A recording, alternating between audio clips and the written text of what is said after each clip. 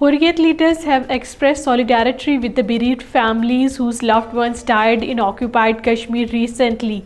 The Democratic Hurriyat Front chairman Chaudhry Shaheen Iqbal and Altaf Hussain Wani condoled with his party leader Qazi Imran, whose mother passed away in Poonch district. They praised the sacrifice of the family for the Kashmir cause.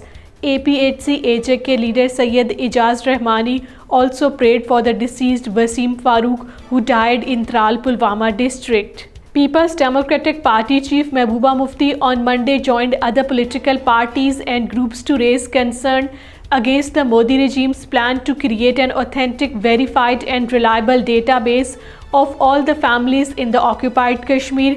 Mehbooba Mufti in a tweet said the plan to create unique IDs for all families is another surveillance tactic to tighten the iron grip on the lives of the Kashmiri residents.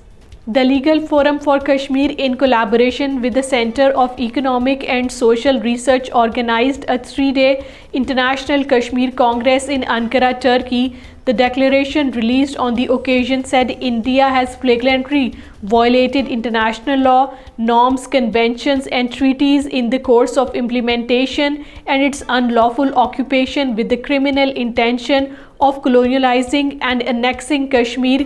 Ankara Declaration was signed and adopted unanimously by all the participants. Leaked WhatsApp conversations of the BJP student wing Akhil Bharatiya Vidyarthi Parishad showed how the Hindutva extremists are planning to carry out genocide of Muslims in India. Screenshots of the conversation revealed that many of its members had discussions on Muslim genocide, mass sterilization and mass genocide in India. One member of the terror Hindutva group advised planning bomb blasts in Muslim majority areas to exterminate Muslims, while another advocated for buying or kidnapping Muslim women to carry out Bhagwa love jihad. UN Secretary General Antonio Guterres has said he insisted publicly on the importance of guaranteeing civil space and protection of human rights defenders during his visits to India and Vietnam. During a press conference, he said, "One of the key messages I clearly got and that I also tried to convey very clearly is that human rights must be at the center of all the environmental concerns."